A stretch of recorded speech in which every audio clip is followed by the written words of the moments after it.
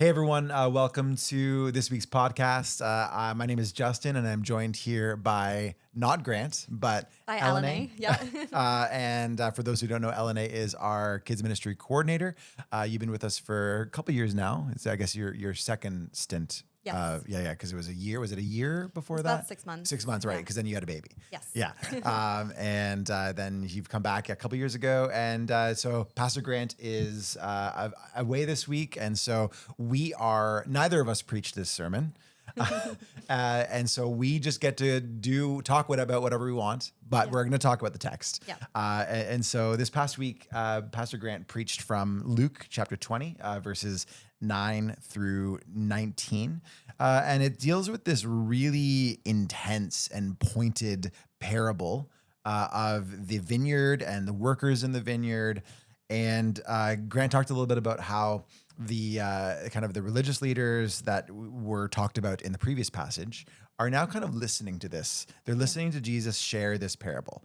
And they're kind of like almost like they're eavesdropping. He described it, which I think is appropriate. And so he shares this story of a vineyard and these people who are working in the vineyard, and then they are let me just read part of it here. So I'll read the bulk of it here. So a man planted a vineyard, rented it to some farmers, and went away for a long time. At harvest, he sent a servant to the tenants so that they would give him some of the fruit of the vineyard. But the tenants beat him and sent him away empty-handed. He sent another servant, but that one also they beat and treated shamefully and sent him away empty-handed. He sent a third, and they wounded him and threw him out. Then the owner of the vineyard said, "What shall I do? I will send my son, whom I love. Perhaps they will respect him."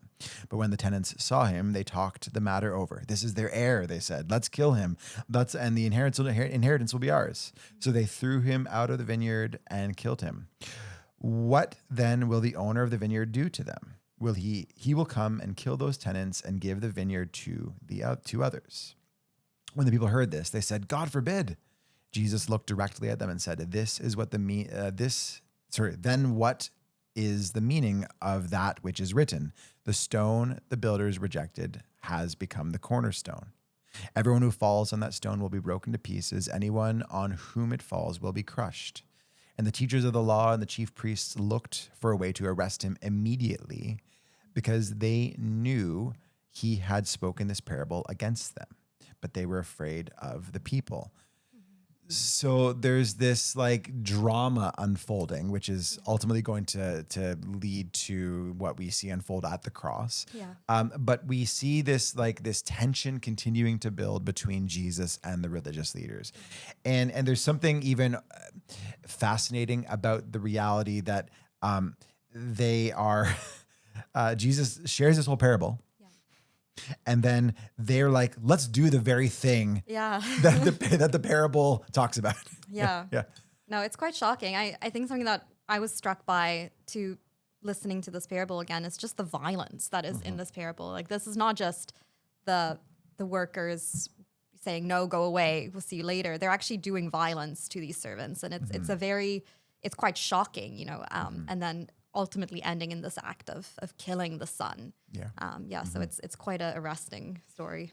And there are some ways in which you could say, like, Jesus and parables more broadly are often hyperbolic, meaning like they are, more exaggerated to make a point.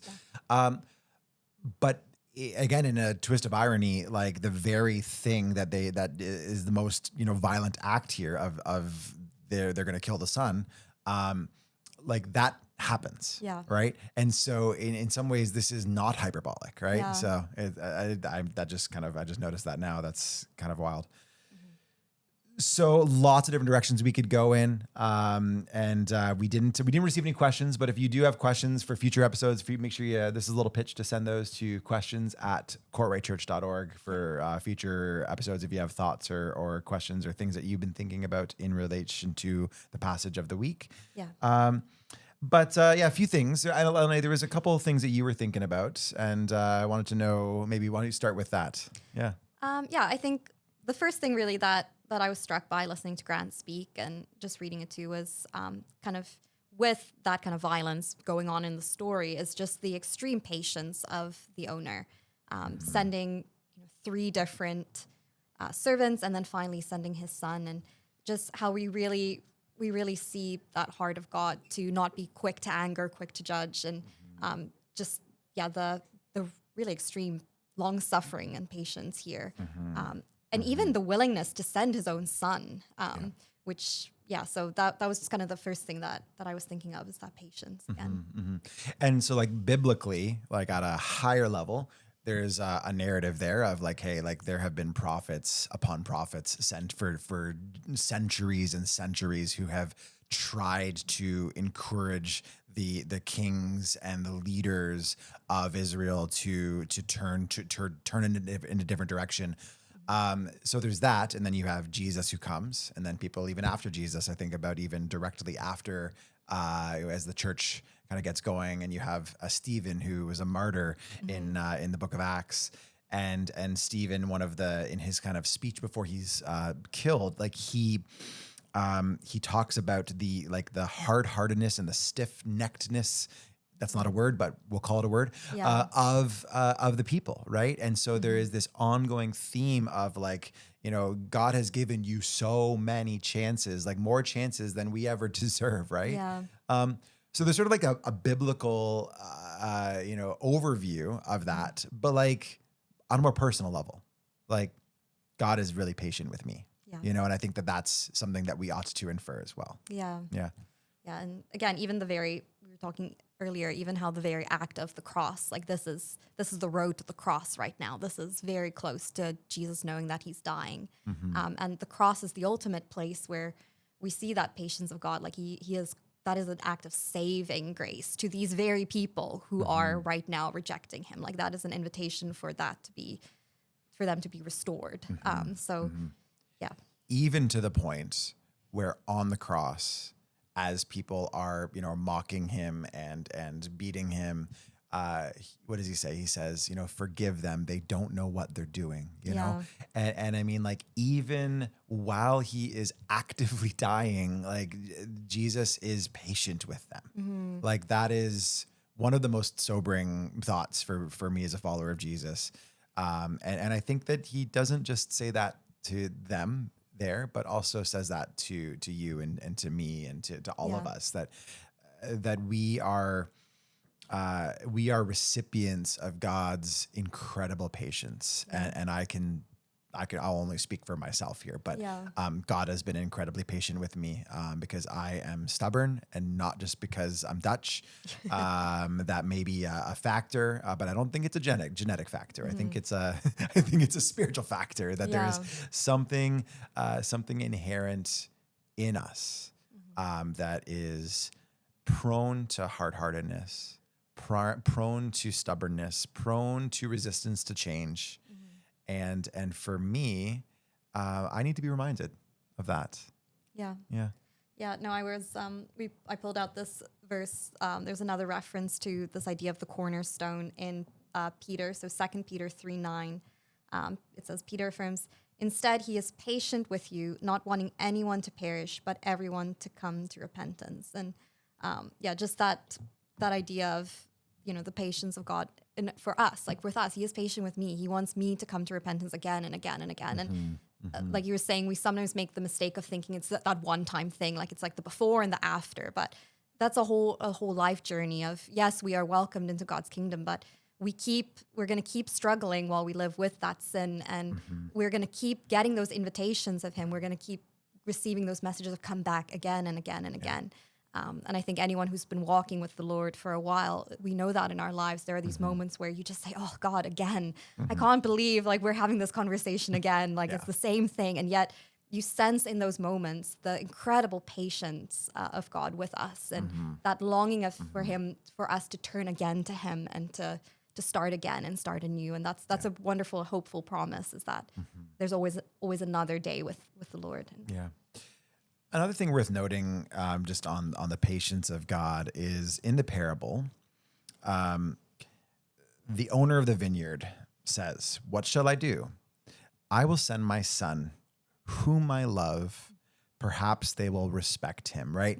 So it's this final ditch effort of like, hey, surely they will respond well to to the son, right? And goes, the son goes and offers reconciliation, offers peace, and still it is rejected, right? And so it's like it's a challenging thing to be confronted with, this idea that like God has been so patient, and also and I'm thinking about, we both have kids, and like sometimes there has to be a point where we say, okay, enough's enough. Yeah.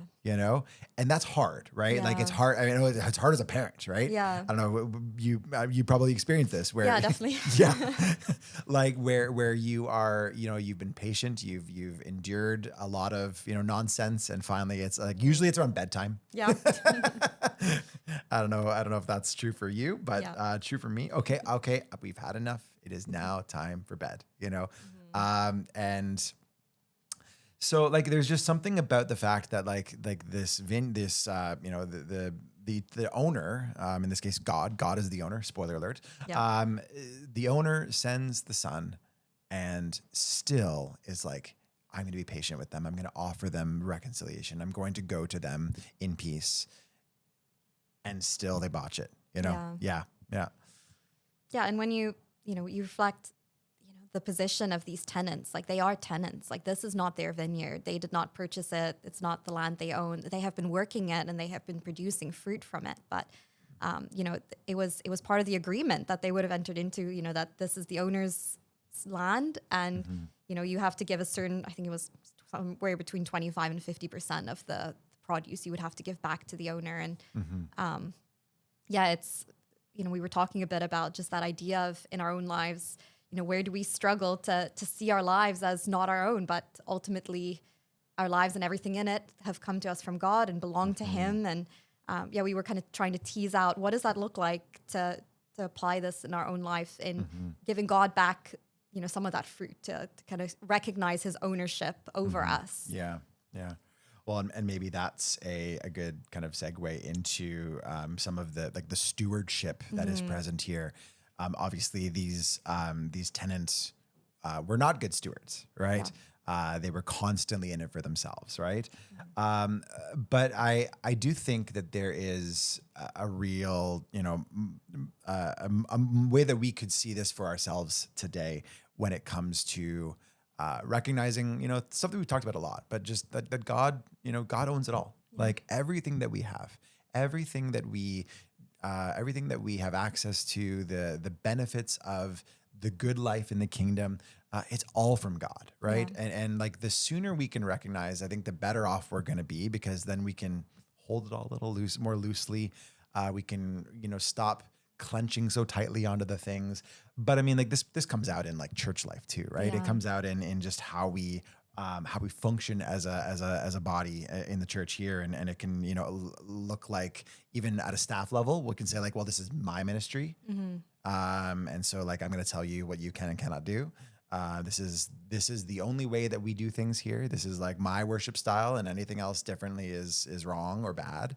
Yeah. This is our building, and like we can get very territorial, very possessive, and like that is not the way of the kingdom, and that can then like seep down into people as well, where we take sort of like an unhealthy level of ownership. I think there's a good level of ownership, like where we are like, hey, we really care about this thing that we're doing because we believe in it. We believe God is at work. We believe in the work that this particular community is doing. Yeah. And also there can be an unhealthy approach to that, where it's like you become so invested in it that it becomes your whole life. And if something changes, it like derails your whole world. Yeah.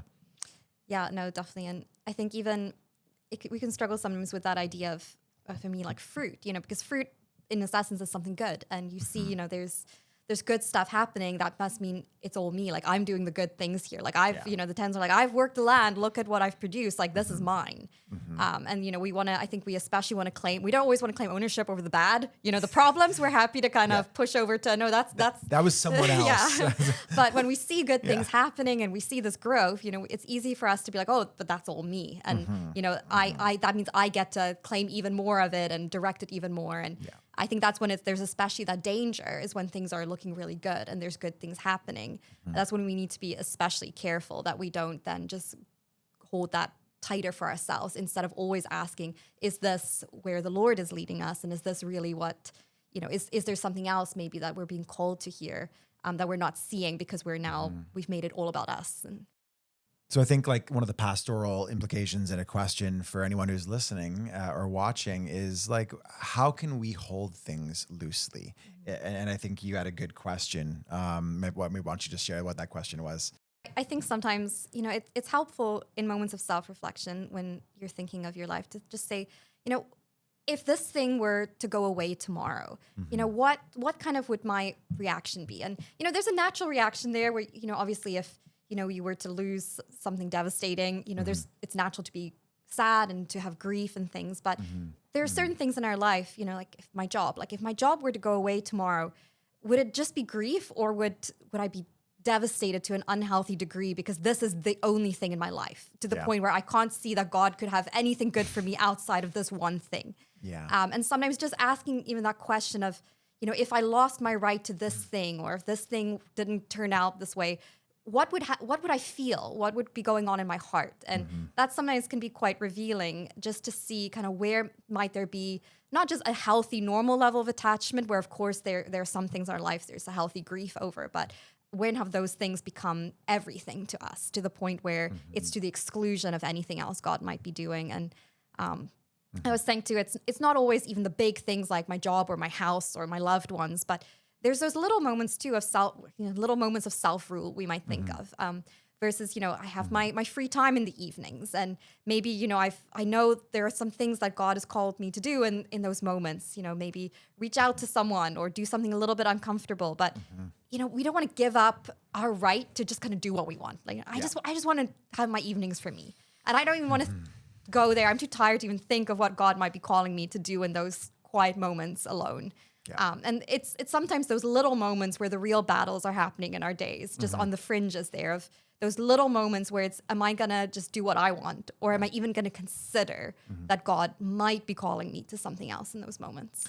Okay, so I have a silly example from last night. So, busy Sunday, as it often is for us. And then we had some time off in the afternoon, went to dinner with my in-laws, and came home, and my wife made a very reasonable request of me. And she said, hey, I've got like schoolwork to do. Can you fold some of the laundry that's been mounting over the past week? And it's like, so this is a confession. This is a confession moment, is that I will do any chore under the sun, but I despise folding laundry. It's my least favorite chore out of anything, even though I know I could throw a podcast on or a TV show on and just do it. And that's what I kind of ended up doing, but I resisted it for several hours.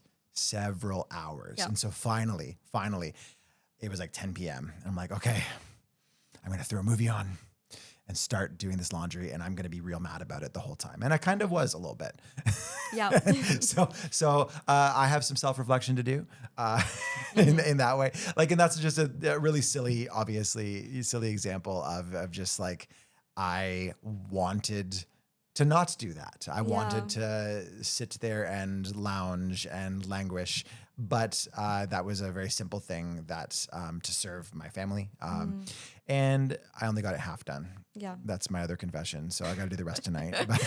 This is good accountability. I know, you can listen back to this. Like, oh yeah, remember what I said I would check do? in next week if I got it done.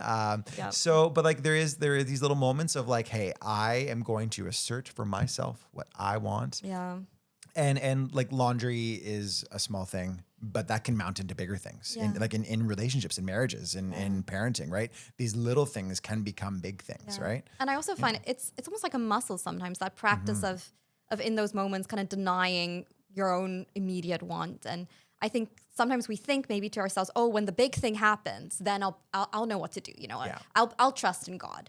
And yet I do find sometimes that the more we practice, and I can definitely see in my own life when I've been more in the habit of saying, yes, God, like I'll be obedient in this little thing. And it is easier than when the bigger things come, because you've already kind of built up some of that muscle. You've already practiced almost in those little moments. And I think really it is a lifelong thing. It's not just, a one time, before and after. I think often in the Christian life, we make the mistake of thinking that everything is like a before Jesus and after Jesus, like I surrendered, my life to God. I'm his now. Now I'm good. But we keep having to walk this journey out through our whole lives, and in all those little moments, continuing to practice God's presence in our life. And yeah. And there's another thread here of like, hey, stewardship, this is all God's, and I'm accountable to God for all that.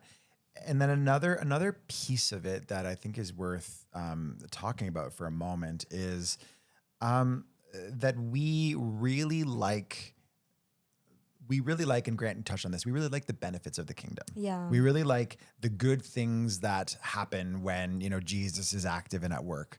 However, we sometimes don't always like to do the things that are required of us in that place, right? Yeah. And I think like the silly example that I thought of was that little old story of the little red hen, Yeah. which I hadn't thought about for many decades. And Yeah. you reminded me because you share that with your kids in more recent years. But like the story of like, can you recount it, because I'm gonna be bad at this. Oh, yeah. Well, there's a little hen and she wants to bake a loaf of bread, but there's all this work that needs to happen first. So she's going through the process and she meets all these other animals and she has to harvest the wheat. So she goes to the one animal and she said, will you help me harvest the wheat? There's like, no, I'm busy. I can't do it right now. And at each step, I forget, there's a lot of steps back in the day of making a loaf of bread. But at each step, to wash the grains and then to sort them, to grind them, she asks one animal, can you help me? And they all say no. Yeah. And then at the end, she's baked this beautiful, delicious loaf of bread. And then she said, oh, time to eat. And then all these animals come back. They're like, oh, what a wonderful loaf of bread. Can we all have a bite? And in the newer versions of the story, they now let all the animals have a bite. But in the original, she says, no, you did not do the work. You do not get the bread. The original, it more relates to like, we're just going to kill off everyone, which is a little bit more morbid for a kid's story, I recognize. But like, and so, okay, there's two things I want us to hear. Number one, we are more than our works. Yeah. Like, so I don't want us to get in the habit of conflating, something like that with like a works-based gospel that like we have to earn our faith. Like 0%. No, like that is not how it works. Yeah. And especially I think about there are people that are a part of the kingdom of God, children, those with disabilities, those who are like elderly, who are not able to participate in that same way and still are worthy of the benefits of the kingdom, Absolutely, right? So just to say that, but then also for the majority of us, there is like, hey, we get to participate in not just the kingdom, but the kingdom work that goes along with it. And a part of that means doing things that are going to be uncomfortable and challenging and difficult at times, and things that are going to require sacrifice of us. And like that's hard to think about. And so like, especially in a church context where we are so, we have a number of staff that, like such as yourself, that do a wonderful job, say, leading our kids ministry, but you can't do it alone. Like even legally, you can't do it alone from a perspective for like kid safety and whatnot, right? Yeah. And so like we rely on support from our people in the church, right? Yeah. And this is not an opportunity to bash on people for not volunteering enough, but rather just to say like, what is God inviting us into, right? Yeah. What is God inviting us into? And it's not just the benefits of the kingdom, but it's the work that happens in that space. Yeah. Yeah. So maybe a final thing to talk about is something that we noticed in kind of the contrast between the Isaiah version of this story, where the vineyard's like, it's wiped out, it's gone, right? And versus Jesus's parable, where the vineyard is not destroyed. Yeah. Something kind of interesting to talk about there. And I think that the thing that I am thinking about is the way that Jesus is framing this parable is allowing us to see the incredible future that exists for the church. I mean, we see that happen shortly after his death and resurrection and ascension as the church begins and just explodes, right? Yeah. And so there's this amazing reality that the vineyard, which I think we could say is a a metaphor for the kingdom. You could say it's acutely Israel, but also broader than that, Yeah. because then the kingdom spills out into all the corners of the earth. But Yeah. like there is something incredible about the fact that even though the tenants, that role shifted and there were new people brought in, like the vineyard remains. Yeah. And the fruit remains. The fruit remains. Yeah. Yeah. Yeah. So there's a bit of just a sobering thought for us in that. But we need to grapple with that reality that as the vineyard or the kingdom of God, or however we want to phrase that, like as that remains, what is God calling us toward? What are the things that in this vineyard, in this kingdom, that God is calling us toward? So, did you have any other thoughts? Yeah, no, just, after the son is killed in the vineyard, then Jesus quotes that the stone the builders has rejected has become the cornerstone.